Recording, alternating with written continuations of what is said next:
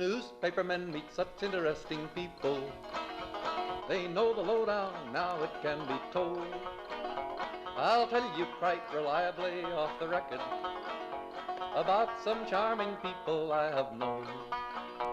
For I meet politicians and grafters by the score, killers plain and fancy, it's really quite a bore. Oh, newspapermen meet such interesting people.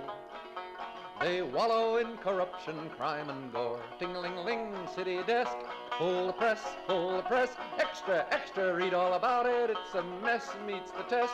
Oh, newspapermen meet such interesting people. It's wonderful to represent the press.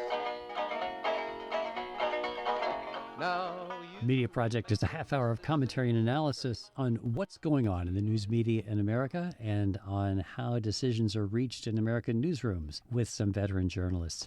I'm Rex Smith from the Upstate American, formerly editor of the Times-Union, here in Studio D, here at the Alan S. Shartok Broadcast Center on Central Avenue in Albany. Our producer, Dave Agostina, is sitting in front of a microphone here. My colleague, Judy Patrick, formerly editor of the Daily Gazette and former vice president of the New York Press Association, is here. How y'all doing? Just the three of us.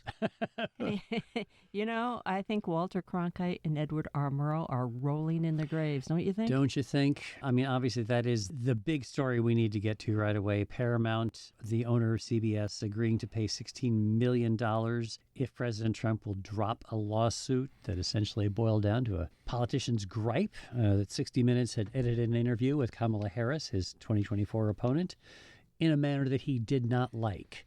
A lawsuit that every legal expert said was virtually laughable, a $20 billion lawsuit that he settles, by the way, for 0.08% of what he was asking for. Notwithstanding that, it is still a big deal that Paramount is paying $16 million to the president for really what amounts to extortion, right?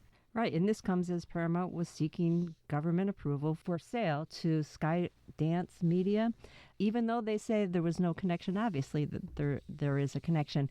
I also should note that one of the provisions of the settlement is that CBS has agreed to, for now on, give full transcripts of presidential interviews or presidential candidate interviews to release them, which is like, would you release a full details of every interview you've ever done in the media? I would not do that. I mean, I know nowadays it's kind of part of the social media landscape to run these full interviews, but we become stenographers, or I guess the media version of stenographers. 60 Minutes did nothing wrong. I can see lawsuit settlements with ABC News, even though I think that the George Stephanopoulos settlement was wrong.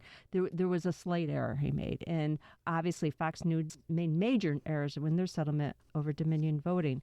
But this, they did absolutely nothing wrong. This is a horrible precedent. Well, and now Trump has made, $32 million between CBS and ABC. And if you add in the law firms, he's got over $1 billion. And so what's been obvious, really, is that this is extortion at a level that would make Tony Soprano blush. You know, media companies and other paying $1 billion, really, to try to make the president of the United States feel good, to get him to take his knee off their necks. Well, and the problem is perception is reality. So how do you perceive this as the American people? I love what Dan Rather said. Judy sent these comments around. He was asked about it. He says, you settle a lawsuit when you've done something wrong. Mm-hmm. And they didn't do anything wrong. On CBS's part, they edited an interview for air. That gets done right here at WAMC all the time. Absolutely. And it's for no reason whatsoever. Then they wanted to make this deal. Trump knew it. He leaned on them. And the person with the money, Redstone, said, we're making the deal. Even though, no, she recused herself, she says. And, no, this has no connection, they say. We did not offer an apology. Balderdash. And this argument that they are paying only $16 million because that's what ABC News, and therefore it would not be considered a bribe that their shareholders could sue them over, that's balderdash. And also, kudos to Senator Elizabeth Warren, yes, who says she might hold a hearing to investigate whether or not this is a bribe that they are making to President Donald Trump to facilitate the sale of their company. The difficulty is that every time you do this, of course, and I think this is what the rather comment gets to, it doesn't just damage the media ecosystem, but also the First Amendment itself. Because every time a media company bends the knee to Trump like this, it sets the stage for more to follow. The ABC News, $16 million because George Stephanopoulos said Trump had been found guilty of raping E. Jean Carroll when in fact it was sexually assaulting and libeling her, though a judge said it was the same thing. Yes. Right? A judge very clearly on the record said it's the same except for the... And then Meta pays $25 million, by the way, remember this, to settle a suit that Trump had filed after his Facebook account was pulled when he incited the January 6th riot. So Meta pays that $25 million to begin to get back on Trump's good side. So this is not a journalistic problem. This is a political problem. This is a First Amendment problem. How do you solve it? How do you solve it? And it seems like we're the only ones who are concerned about this. You don't hear a lot of outcry from the public when these kinds of things happen. And I don't know how we can generate that level of concern because we need it. It's so blatant. You can't really cover a scandal when it's right out there in the open. And that's what's happening time and time again. CBS has really hurt their brand. I would advise Larry Ellison is to lower his price or lower the price he's willing to pay for the company because they've damaged their credibility. I mean, 60 Minutes going forward, you're going to have in the back of your mind, have the overlords looked over what they're producing and put their thumb on it. Well, think about it, guys. This is self-immolation. We've talked about for-profit journalism and the dangers because money's involved, and this is just your prime example. We have done it to ourselves, and the fear, the overall fear, the atmosphere that has been created was enough to chill the press. Now we're actually making stupid moves to now make it more likely that the press will be attacked and sued in the future. And I'm convinced that Judy's right, and we're seeing some signs of it already, that they're going to be trying to prosecute journalists as much as possible now, because over all these years, and with the bifurcation and the splitting of the media through multiple channels and social media, we've lost the sense of what a free press really means in this country because we see that information is everywhere. But what's the quality of that information? What is the information you need, the spinach, versus the information that you're entertained by? And that might be one of the other problems with for-profit media and programs like 60 Minutes. They're tied to entertainment wings of the operation, and they're kind of put together. And are we really trying to entertain, or are we trying to inform? Well, the idea of the entertainment, of course, being that is what channels the money into the news organization, but then came a time when news organizations began to have to make the money on their own. There was no expectation when Edward R. Murrow and Fred Friendly were running CBS News that they were going to make money. This was something that Mr. Paley did. William Paley, the owner of CBS, did CBS News because it was the right thing to do, and his entertainment program subsidized it. Then came the time in the 60s, just to check the historical record of this, that people started saying, well, no, the news divisions need to stand on their own. And it was just at the time that TV was getting very profitable and newspapers were diminishing. One newspaper after another began closing, well, really in the 60s, even before the internet began to really bang away at them. And now we're in a situation where we don't have either a rising generation that understands and appreciates the value of the media. I think that's what you were getting at, David. You know, if you look at our schools, I hate to pick on education, but, you know, the latest assessment of the quality of American education shows if you in the annual every 4 years there's a testing of 15-year-olds globally. And the United States ranks 35th in our educational achievement. We're below Vietnam and Malta and Taiwan and Singapore. There are many, many educational programs that are so much better than America's. We are not training a generation of students to understand and appreciate the value of free speech in our society, I'm afraid. Yeah, I don't know. It's very hard to get that back, in my opinion, because when you look at what's happened since, if we want to go back to the 60s that you mentioned, when there were basically 4 television channels that you could watch, I've made this argument before, but when the president spoke or there was major legislation, we were more likely to be on the same page because there were fewer choices to be made, and each of those channels gave you the basic same thing. But now, whether it's Fox and you lean to the right or you choose an MSNBC because you lean to the left, we're in totally different worlds. Yeah. And those worlds are having a real hard time coming together over anything. Combine that with the obvious divisions in Washington, and you have a recipe for no one en masse appreciating information like they used to and seeing it as trustworthy and credible and viable and necessary for the success of a civil society. We've lost faith in our institutions, and probably the top one is the media. You know, on this Independence Day weekend, it would be a nice thing if we all took a moment and thought about our Constitution, our Bill of Rights, and especially the First Amendment and what it means to how we live and what our future is going to be. It's just, if any day of the year is the year, you know, the 4th of July would be the day. It's an independent press. And that's one of the problems, I think, with the 60 Minutes lawsuit was the fact that it was tied to a big corporation. I think that has been one of the serious downfalls of large media companies. If you're an independent media organization, you are far more able to withstand these kinds of pressures. Well, let me push back a little bit about that. The reason that 60 Minutes has strength as a reporting institution is because it's tied to a big organization. Big organizations have big power to be able to withstand this kind of attack from the president if they will. You know, a big company can handle it. Now, I agree, publicly traded companies are problematic because you have stock that can, you have quarterly reports and shareholders looking for just their dollars, especially if they're held by venture capitalists or money is being held by such firms who don't really have commitment to First Amendment. But there is a value.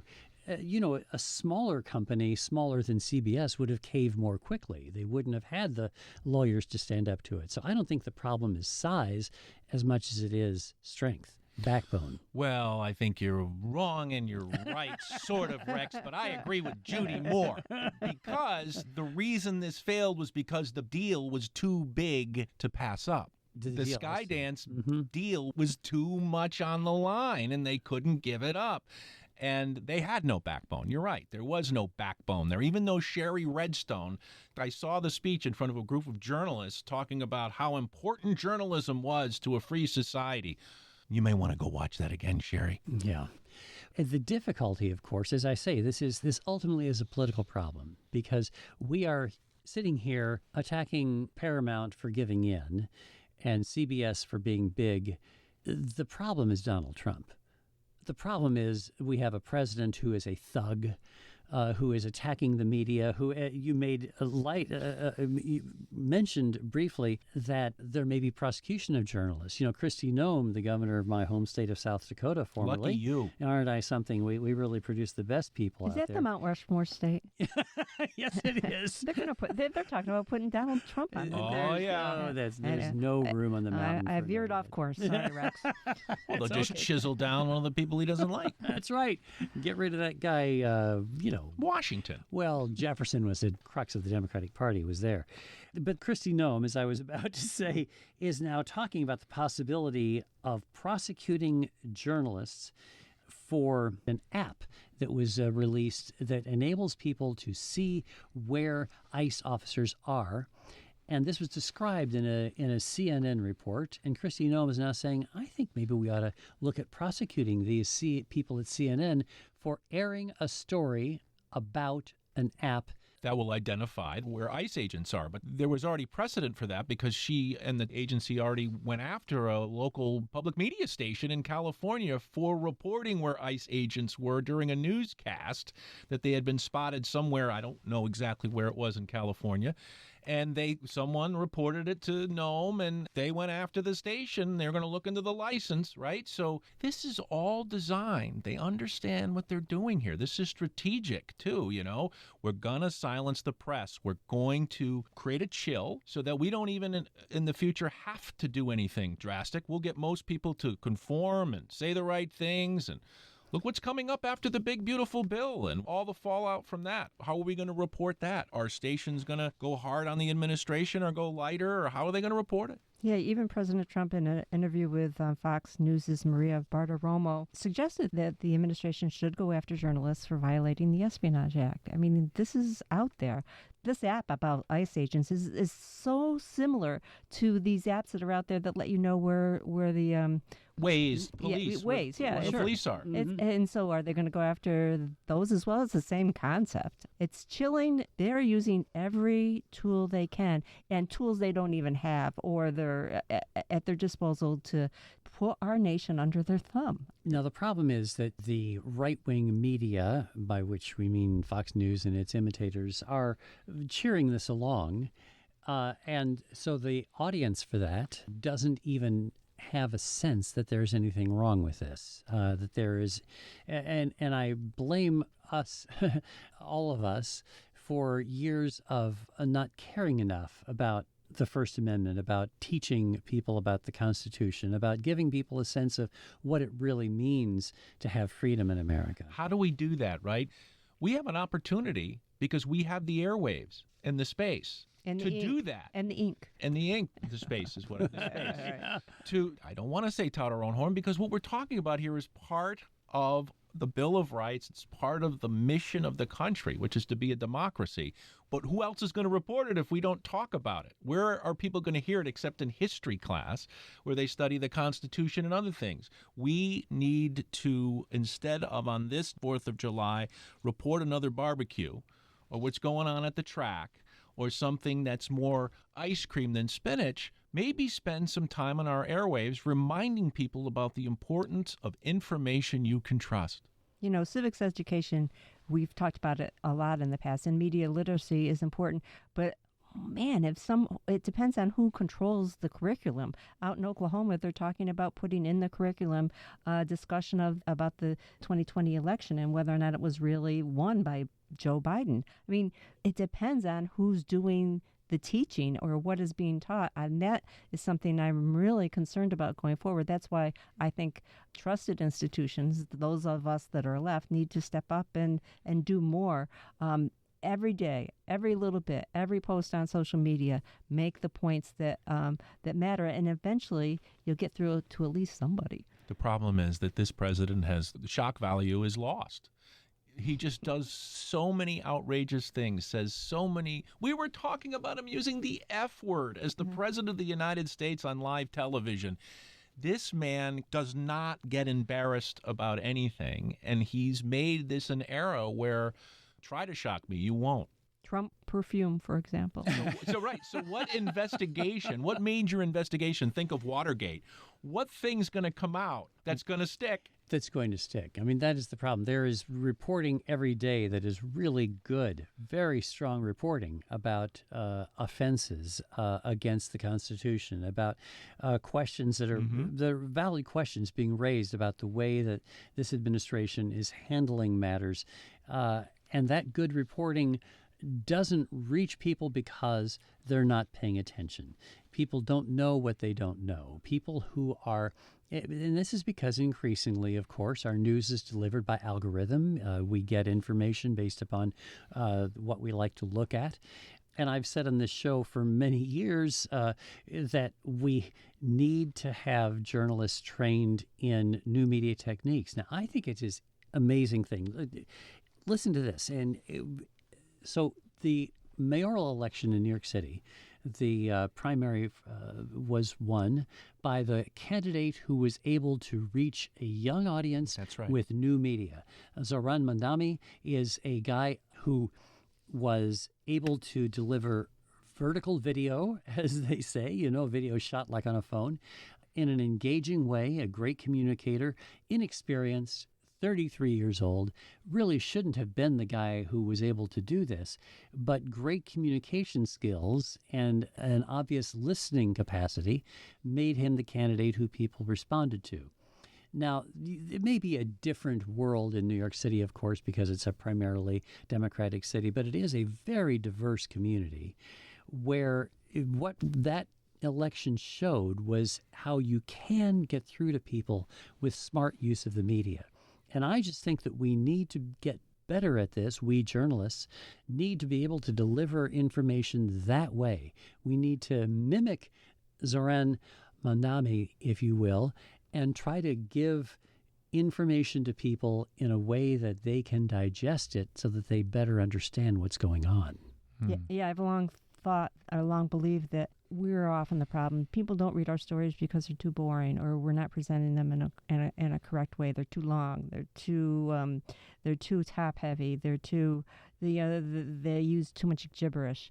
The other thing about the New York City mayoral race, it showed that the political reporters, too often rely on mainstream or established political operatives, and they were that's the kind of wisdom they were channeling into their stories, that this was an outlier, that these two leftists, and I thought that bias came through loud and clear in that coverage. That's what political reporters do. They look at the polls, they talk to the pollsters, they talk to the consultants, and in the meantime, they're not really seeing what's happening on the street, and they're not giving a newcomer the credit that he rightfully earned. Very good point. You're saying if the reporters had been as engaged on the street as Mandani was himself, that they would have seen this coming.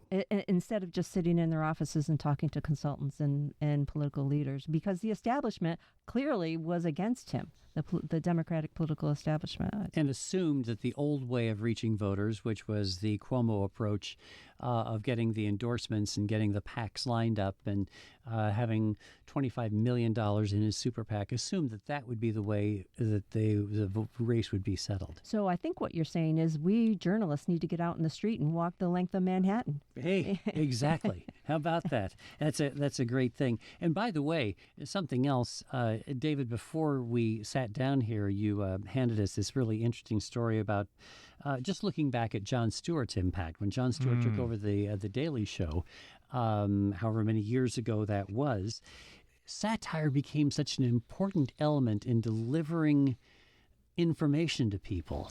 He became, and satire always has. I mean, think of Will Rogers, who was a great communicator and reached oh, people. Oh, man, you are dating yourself. Think of George Carlin. Will Rogers. George Carlin. Yeah, let's modernize it a little bit. That's not modern. Anyway, how about that guy Samuel Clemens? You know him. I know my buddy Sam. Where was the horse? But really, satire does have a role nowadays, especially, and I think we need to get better at that in delivering information in ways that it is accessible to people. And people are working on it. Visual journalism is improving, but delivering information to people in a way so that they understand it and getting people to appreciate the values that have been underlying American progress for generations that are now being challenged by this administration. Well, he peels back the layer and says, you're not fooling any of us career politicians. He talks about partisan hacks. One of the things on Jon Stewart's show that's been picked up by others is they have like a theme of the day. And one of the things that he used to do is it would be a phrase that either the Democratic side was using or the Republican side was using. So you would follow all the shows that Republicans appeared on, and they were using the exact same phrase. Right. So the phrase would go out each week. You get on, you have your partisan discussions, and this was what Stewart would criticize in a funny way, but add a certain amount of clarity, sort of cut through the garbage, the obfuscating language, and just laid it bare. We all know what you're doing. You're all following each other to the same end, and we see through your nonsense. That has been proven in poll after poll across this country that both sides are fed up with Washington and the way they practice their supposed art. I've got to get a shout out to John Oliver, too, because he is just fabulous. He's the new Jon Stewart. In-depth investigation that they've checked, and it's accurate, and it's just presented so well, and with a degree of levity that keeps you engaged. I mean, God bless him for doing what he does. He's the one I saw where he took Sherry Redstone of CBS and showed us the event where they were presenting awards for the journalists of CBS, and she was going on and on about the integrity of the network and how they will always be protecting journalism. And that the rest of the country doesn't see unless they watched John Oliver and have some context. These programs, though hilarious on many points, they are providing context that the regular media doesn't do on a regular basis anymore? Well, I think there's a lot of context in the reporting. I think it's just not getting through to people. I think there's some great journalism being done. And the problem is, again, a political problem that is finding manifestation in its conflict with real journalism.